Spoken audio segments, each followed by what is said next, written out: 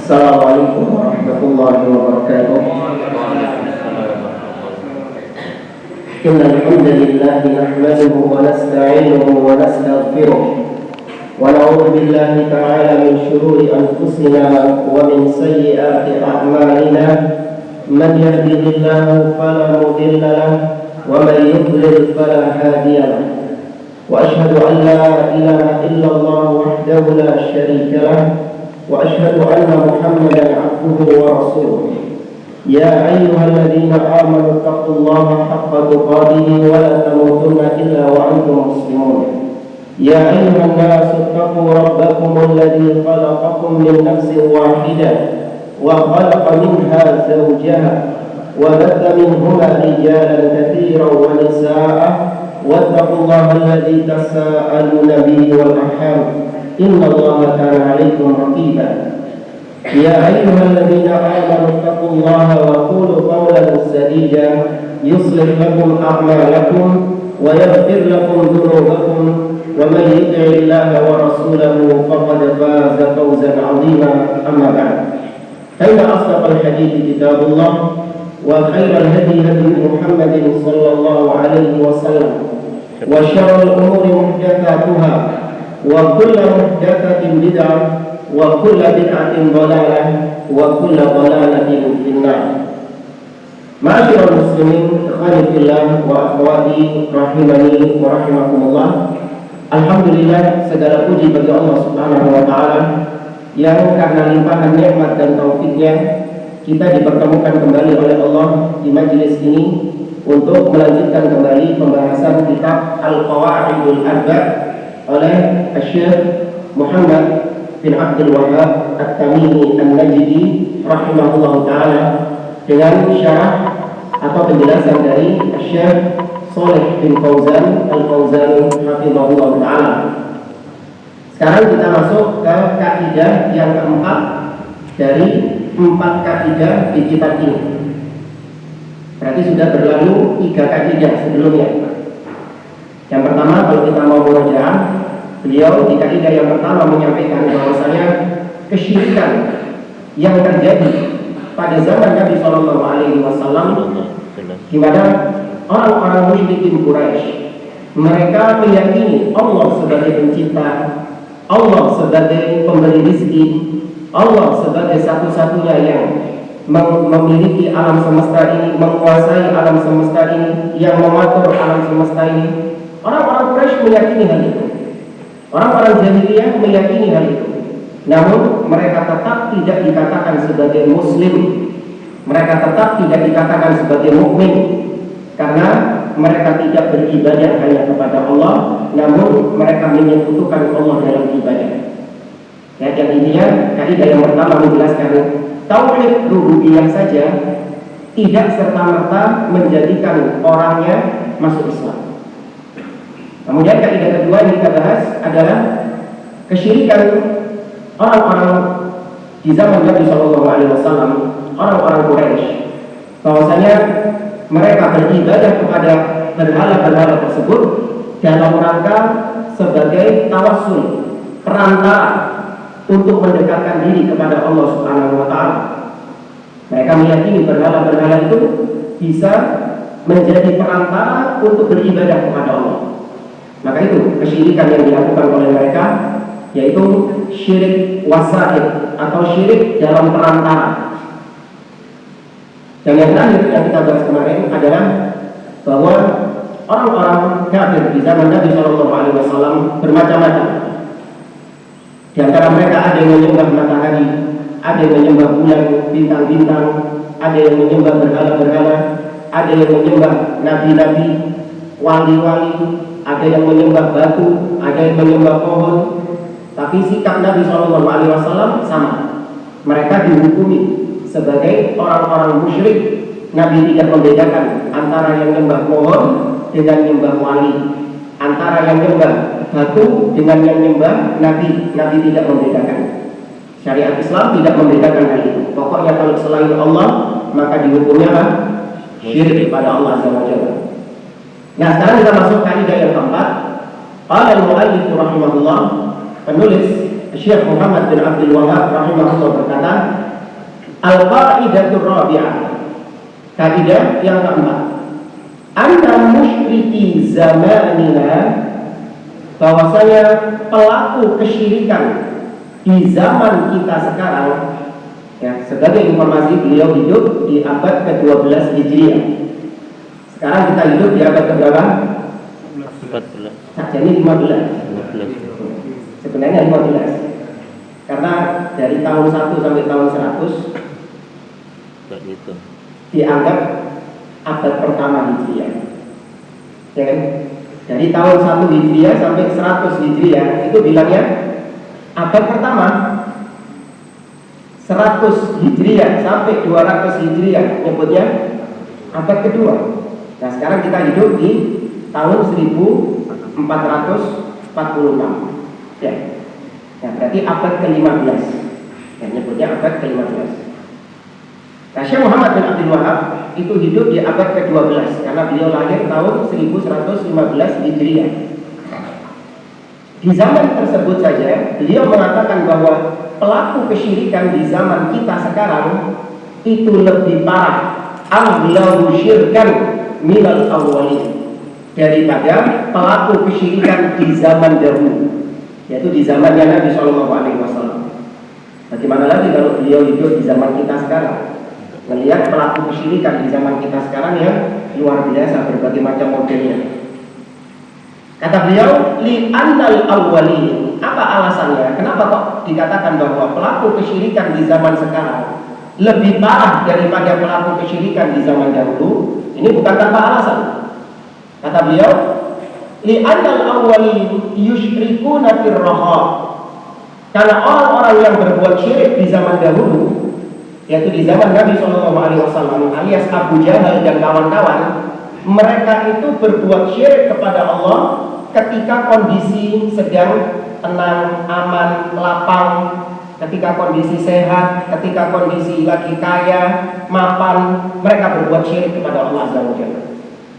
Tapi ketika kata beliau, wa yukhlisuna fi syiddah, tapi ketika mereka dalam keadaan genting, dalam keadaan tertimpa musibah, dalam keadaan yang mencekam, panik, mereka tidak berbuat syirik, tapi mereka ikhlas berdoa kepada Allah, tidak lagi berbuat syirik dengan berdoa kepada berhala.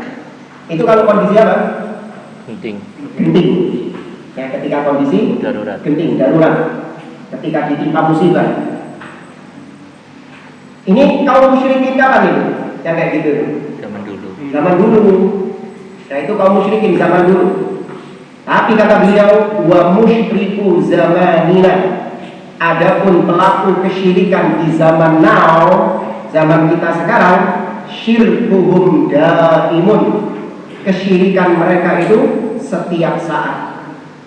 Ya, kesyirikan mereka itu setiap saat, firraha'i wasyiddah, baik dikala senang ataupun dikala sedih, baik dikala duka ataupun suka, baik dalam kondisi kaya ataupun miskin, baik dalam kondisi sehat ataupun sakit, dalam kondisi aman atau ketakutan.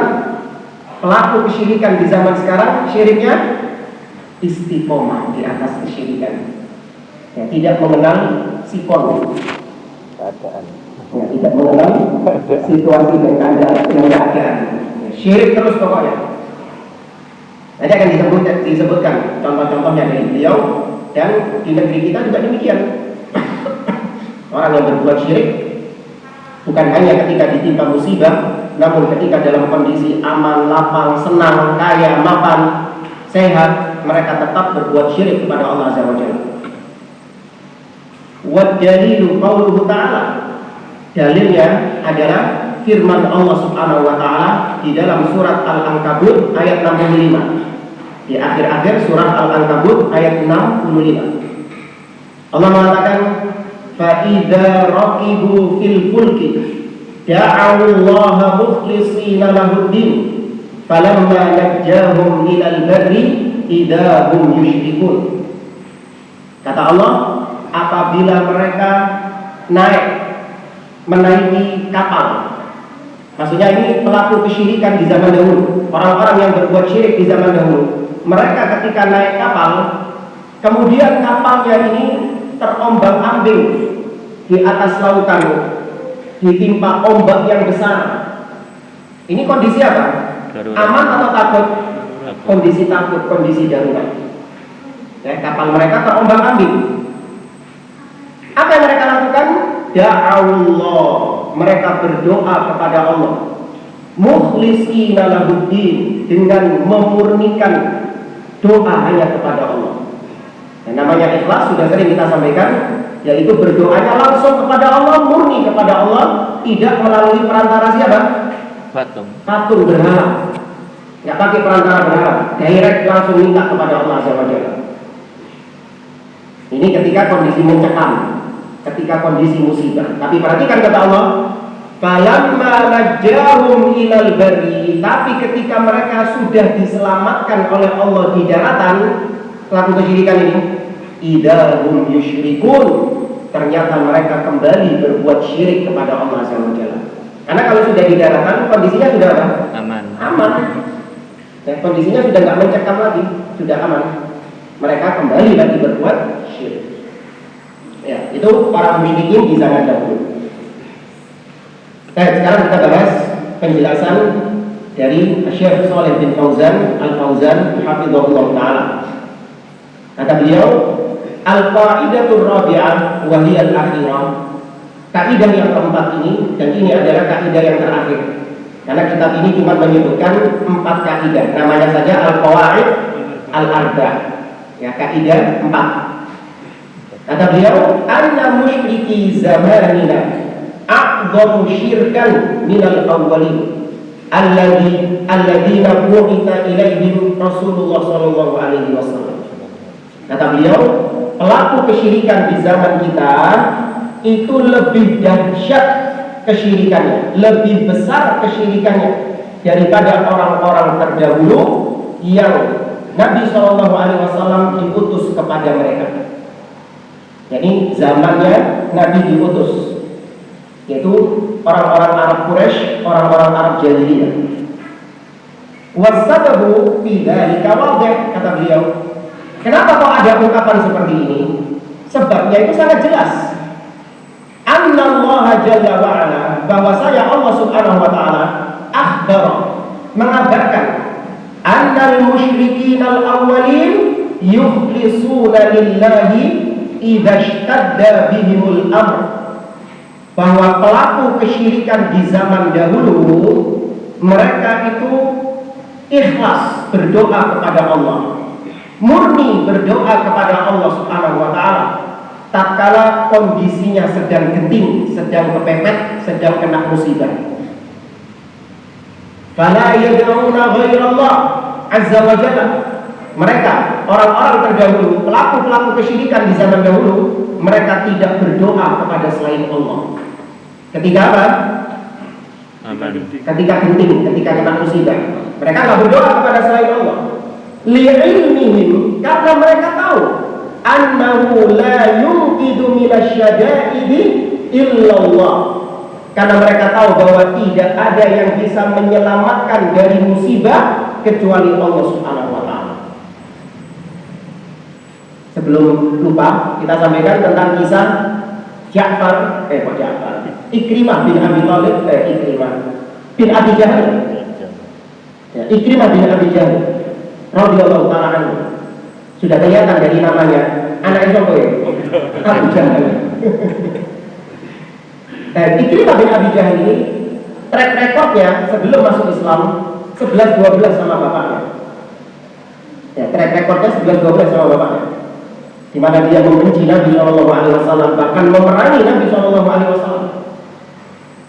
Ketika Fathu Mekah, ya, di mana Nabi Shallallahu Alaihi Wasallam membebaskan kota Mekah dari kesyirikan.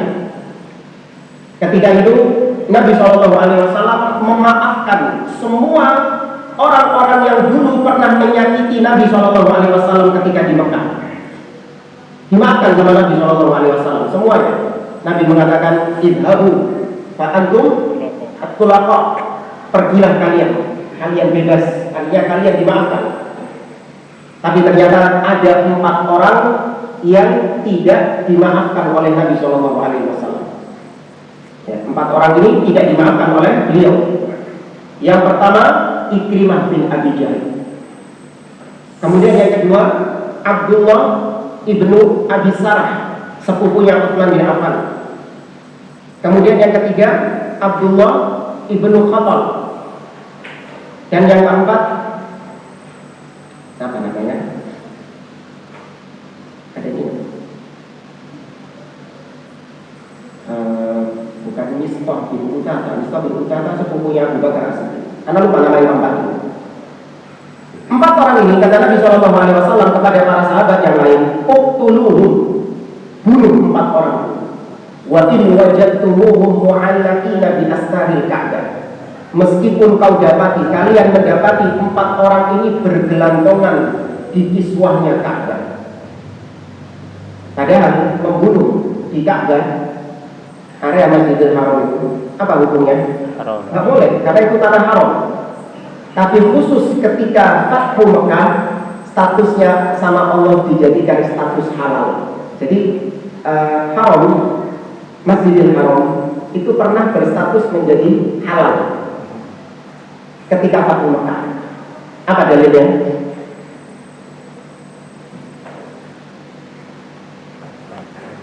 Kan nggak boleh membunuh di situ kan, namanya saja tanah haram. Orang-orang Quraisy itu tahu, orang-orang jahiliyah itu tahu. Mereka kalau mau mengeksekusi, membunuh orang, dibawa keluar ke tanah halal, baru dieksekusi di sana sama mereka. Seperti ketika mereka membunuh Ubaid bin Adi radhiyallahu anhu. Mereka bunuh di daerah halal, di daerah Tan'im. Kenapa? Karena nggak boleh membunuh di tanah haram. Tapi kata Nabi, kalau kalian mendapati 4 orang ini berada di tanah haram, bahkan di titik yang paling haram, yaitu apa? Ka'bah, gelantongan di Ka'bah, tetap bunuh 4 orang. Karena Nabi tidak memaafkan 4 orang. Dalilnya firman Allah dalam surat Al-Balad, la uqsimu bihadzal balad wa anta hillun bihadzal balad. Ya, sesungguhnya aku bersumpah dengan negeri ini, yaitu Mekah, dan kau wahai Muhammad dihalalkan di negeri ini. Maksudnya ketika peristiwa Fathu Mekah, Allah jadikan status kota Mekah menjadi halal ketika hari itu saja. Setelah selesai Fathu Mekah, dikembalikan lagi statusnya menjadi haram, tanah haram. Ya. Kemudian Ikrimah, apa yang dilakukan sama Ikrimah? Kabur, naik kapal sama orang-orang yang memang gak mau beriman. Mereka lebih memilih kabur. Nah, ketika naik kapal, kapalnya terombang-ambing di atas lautan, terkena ombak. Kapal yang Ikrimah dan teman-temannya. Maka ketika itu salah seorang di antara mereka berkata kepada awak kapal yang lain, dia mengatakan, akhlisu du'a'akum lillah. Ikhlaskan, murnikan doa kalian untuk Allah Subhanahu wa taala. Fa inna alihatakum la tanfa'ukumul yawm. Karena berhala-berhala kalian dino ini, saiki, sekarang ini tidak bermanfaat bagi kalian. Tuh. Mereka tahu yang bisa menyelamatkan hanya siapa? Allah Subhanahu wa taala. Maka akhlisud doa, ikhlaskan doa kalian, murnikan doa kalian hanya kepada Allah. Maka Ikrimah berdoa kepada Allah, Allahumma in anjaitani min hadza la ataitu Muhammadan. Wahai Allah, kalau kau selamatkan aku dari musibah ini, aku akan mendatangi Muhammad. Wala aqu yadi ala yadihi. Dan sungguh aku akan meletakkan tanganku di atas tangannya Muhammad. Sebagai bentuk permohonan maaf, sekaligus sebagai bentuk ikrar masuk Islam. Ya, aku akan letakkan tanganku di atas tangan Muhammad, wala ajidannahu aquwan kariman. Dan sungguh aku mendapati Muhammad itu seorang yang pemaaf lagi mulia. Dikabulkan? Dikabulkan. Padahal track recordnya luar biasa orang itu. Ikrimah ini track recordnya luar biasa. Tapi demikian Allah Azza wa Jalla. Tatkala seorang berdoa kepada Allah dengan ikhlas, Allah kabulkan doanya. tanpa peduli status orang itu, apakah dia ini pendosa ataupun dia ini orang yang taat, orang yang soleh, ahli maksiat, bahkan ahli syirik sekalipun. Kapan dia berdoa kepada Allah dengan ikhlas, Allah kabulkan doanya. Itu sudah janji Allah Azza wa Jalla. Wa qala rabbukum ud'uni astajib lakum. Berdoalah kepadaku, niscaya aku jawab, aku kabulkan doa kalian. Maka apa yang menghalangi kita kok tidak mau berdoa kepada Allah?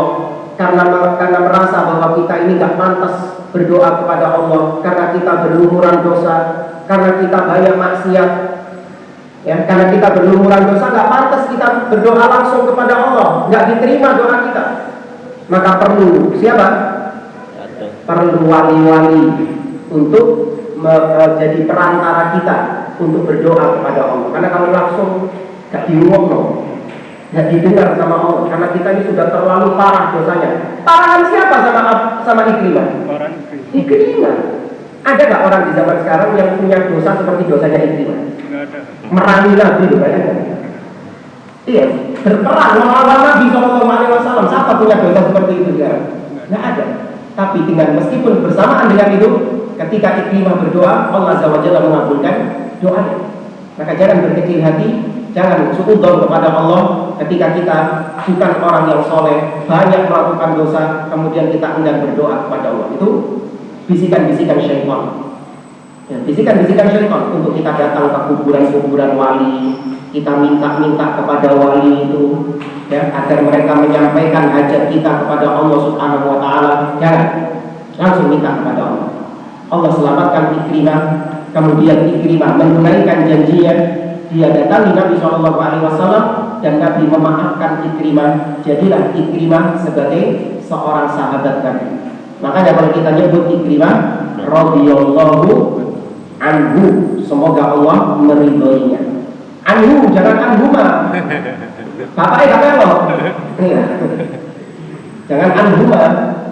Kalau Abdullah bin Abbas, ya radhiyallahu anhuma, semoga Allah meridhoi mereka berdua, yaitu Abdullah dan Abbas, bapaknya, karena kedua-duanya Muslim. Ya, tapi kalau Ikrimah bin Abi Jahal radhiyallahu anhu, ya, bapaknya tetap sudah atau mati tetap di atas kesyirikan, kekufuran. Ya, Abu Jahal, Fir'aunnya umat ini. Jadi gitu ya, orang-orang Quraisy, orang-orang jahiliyah, mereka tahu bahwa yang bisa menyelamatkan mereka dari musibah hanya Allah. Allah berfirman dalam surat Al-Isra ayat 67. Kata Allah, "Wa idza massakumud durru fil bahri dhalla man tad'una illa iyyah. Falamma najjakum ilal barri a'radtum wa kana al-insanu kafura." Ini seperti ayat tadi. Tatkala kalian ditimpa musibah di lautan, ya, tertimpa musibah di lautan, maka sebagian atau ya orang-orang atau kalian hanya berdoa kepada Dia, yaitu hanya berdoa kepada Allah Subhanahu wa Ta'ala. Dianggap oleh sebagian orang tersesat. Kenapa? Karena biasanya kalian itu berdoa kepada berhala.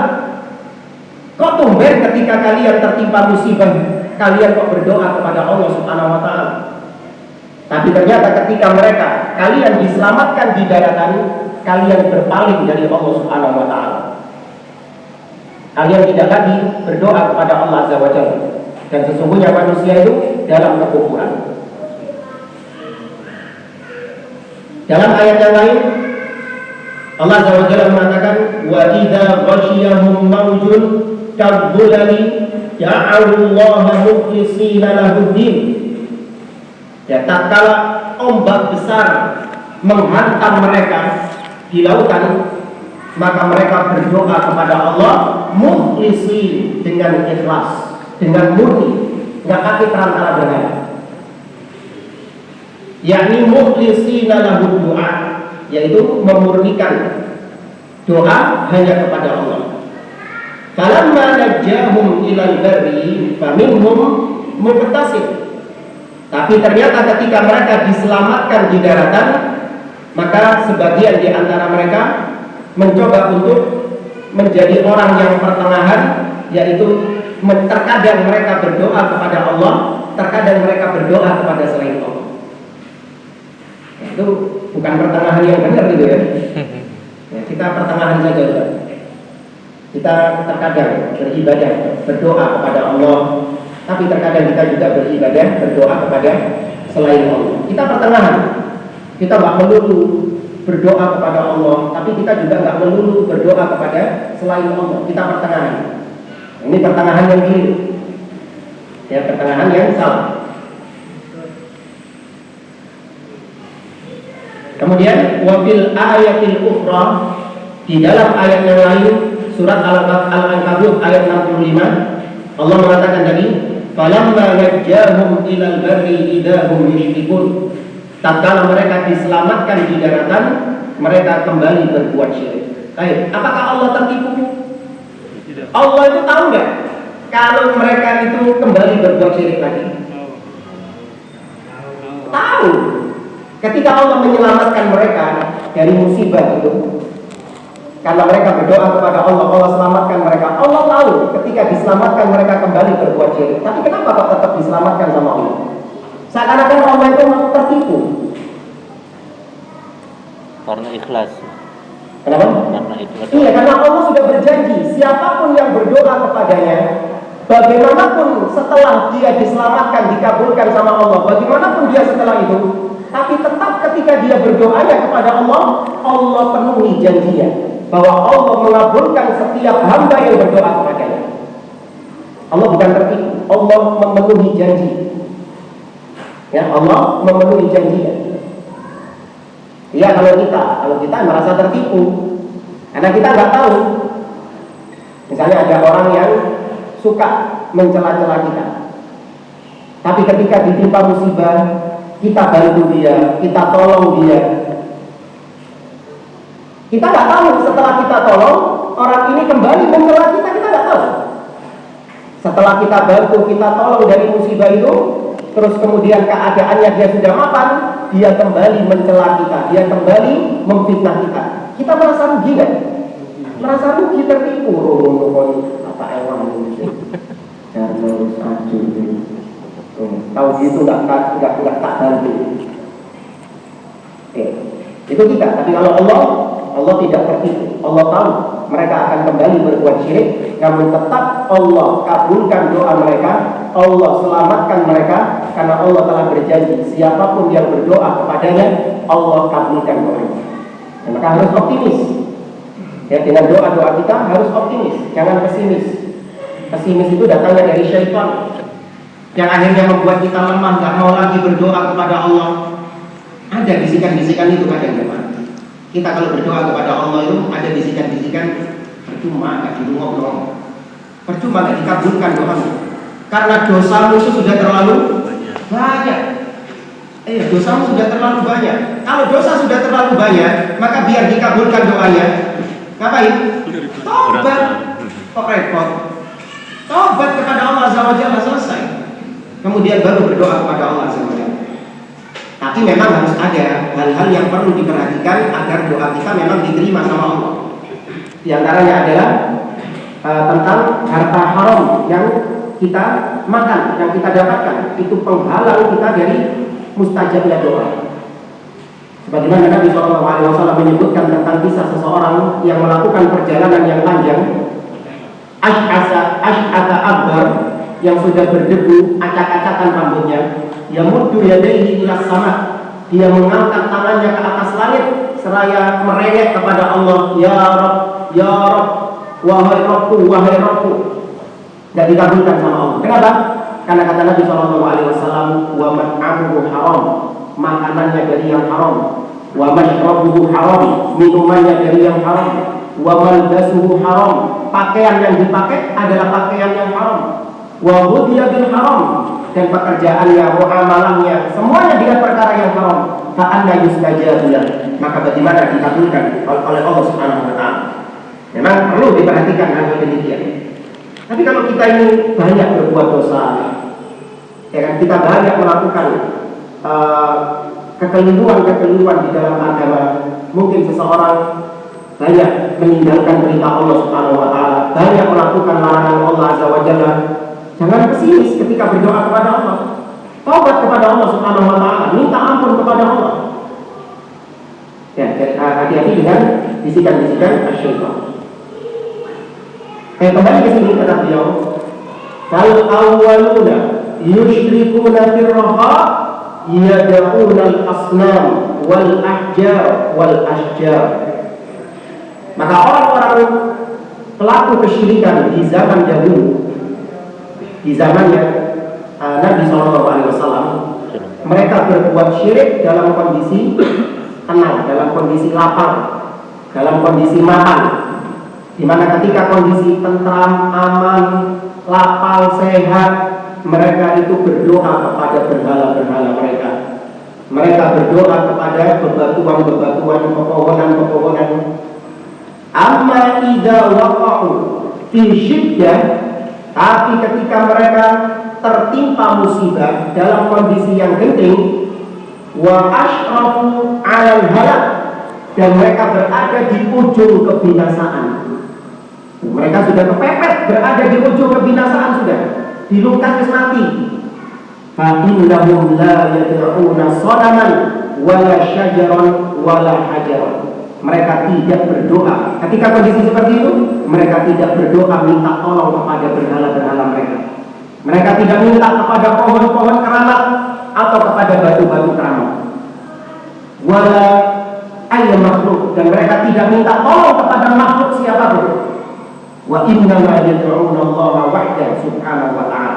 Mereka hanya berdoa minta tolong kepada Allah Subhanahu wa taala dalam kondisi di ujung tanduk seperti ini.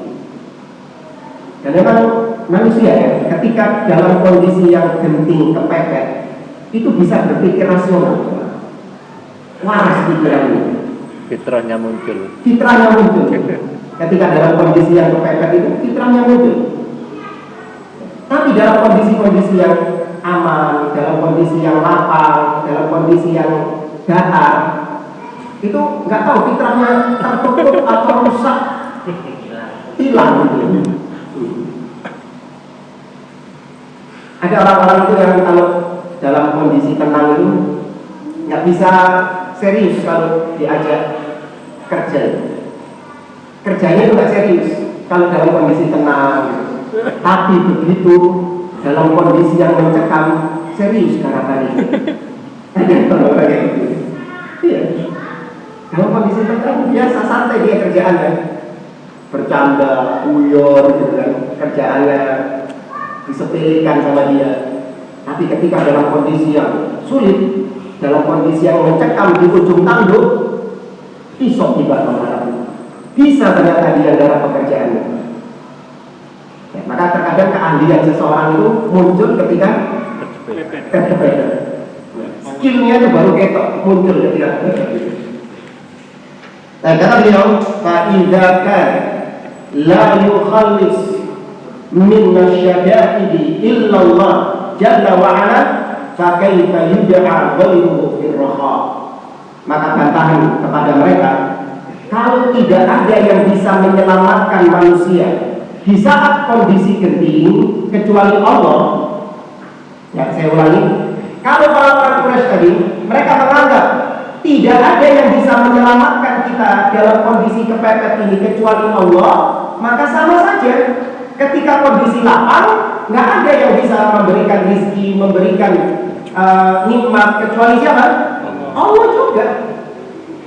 Allah itu disembah, diminta-minta, bukan dalam kondisi tertentu saja.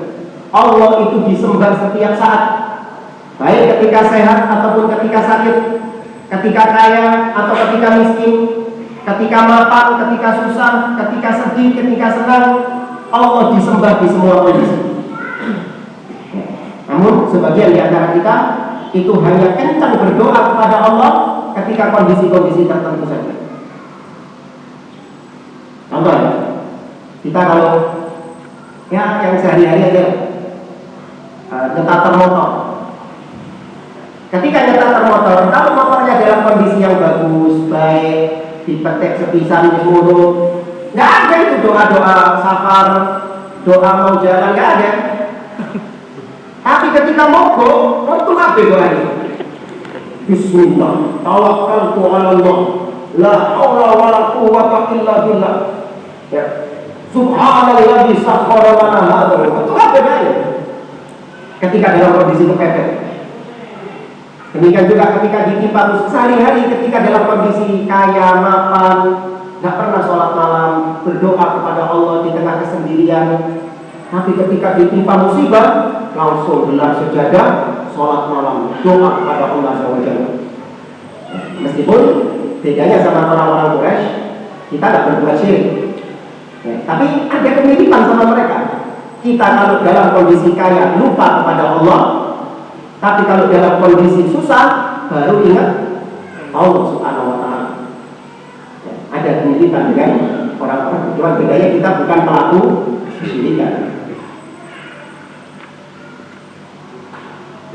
Kemudian kata beliau, amma musyriku hadas zaman. Adapun pelaku kesyirikan di zaman now, zaman kita sekarang, yakni al-mutaakhirin, zaman-zaman belakangan ini, orang-orang di zaman belakangan ini, alladzina hadatsa fihim syirk min hadhihi ummatil muhammadiyah, di mana memang terjadi dengan kesyirikan di umat Nabi Muhammad SAW itu terjadi. Ini membantah sebagian orang yang mengatakan tidak ada kesyirikan pada umat Nabi Muhammad SAW. Syirik itu umat-umat orang kafir, Hindu, Buddha, ya, itu yang berbuat syirik. Kalau umat Islam nggak boleh dikatakan syirik. Nauzubillah. Nabi SAW sendiri mengatakan la taqumus sa'ah hatta talhaqu qabail min ummati bil musyrikin. Tidak akan terjadi kesyirikan sampai sekelompok umatmu mengikuti jejaknya orang-orang musyrikin. Wah, kan? Tadi dia musyrikin. Tidak akan terjadi hari kiamat sampai sebagian dari umatmu mengikuti jejaknya orang-orang musyrikin. Wa hatta ta'budal awthan, dan sampai sebagian di antara mereka beribadah kepada berhala-berhala. Terjadi kesyirikan di umat Nabi Muhammad SAW. Jangan dikatakan tidak ada syirik, ada kesyirikan. Fa'inna syirkahu da'imun birraha'i wa syiddah. Nah, kesyirikan di zaman sekarang itu kesyirikan yang istiqomah, senantiasa syirik dalam kondisi senang atau susah, ketika sehat atau sakit, ketika dalam kondisi lapang. Ya, ketika dalam kondisi lapang berbuat syirik, ketika mau ada hajatan. Nah, ketika ada hajatan ini kondisi senang atau kondisi susah? Senang dong, ada hajatan oleh ibu. Ya. Apa yang dilakukan sama mereka? Syirik. Iya, maka sebelum acara sudah syirik, menentukan tanggalnya berdasarkan weton lahiran. Oh, ini cocoknya nikah, wetonnya ini cocoknya nikah sama ini. Itu sudah kesyirikan kepada Allah Subhanahu wa Ta'ala. Oh, ini wetonnya sekian, berarti dia ini nggak boleh menikah dengan yang wetonnya ini karena nanti sial. Alhamdulillah. Kok bisa kau menentukan ini sial atau tidak? Sedangkan yang mengatur waktu adalah Allah Subhanahu wa Ta'ala. Ya, anggapan sial itu adalah perbuatan syirik. Nabi SAW mengatakan bukan tiwara. Iya, kata Nabi SAW, inna tiarata syirkun, inna tiarata syirkun, inna tiarata syirkun. Sesungguhnya tiara atau menganggap buruk sesuatu itu adalah syirik. Anggapan-anggapan sial itu adalah syirik, itu adalah syirik. 3 kali Nabi mengatakan. Angka 13, rumah tusuk sate, apa lagi? Ketiban cacat, 98. Kosong. Angka kemakmuran. Nomor-nomor. Akhirnya 1 sampai 100 sial semua. Angka 4. Bahkan ada yang menganggap baik gitu.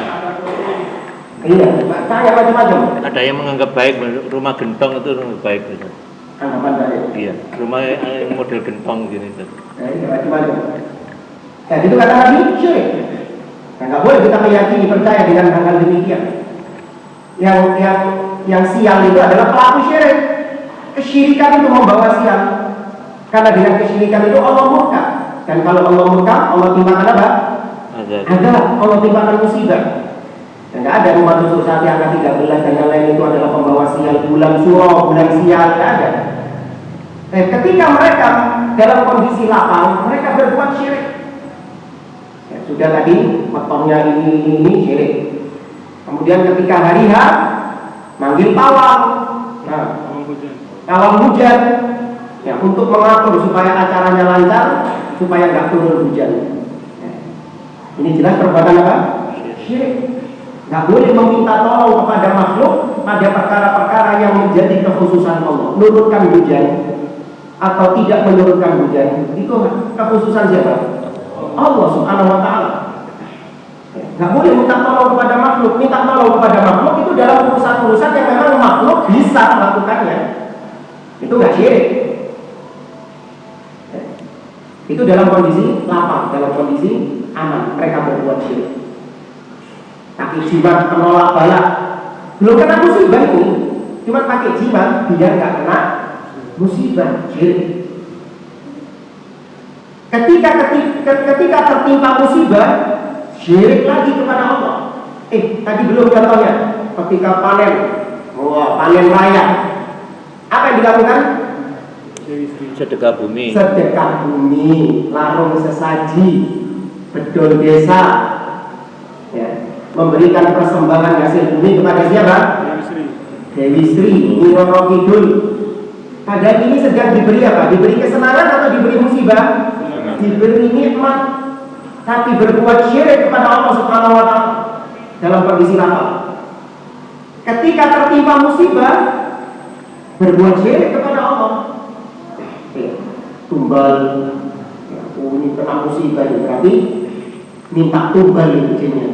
Mau proyek ini misalnya, ya, garap proyek gedung. Ternyata ketika garap proyek ada pekerja yang meninggal.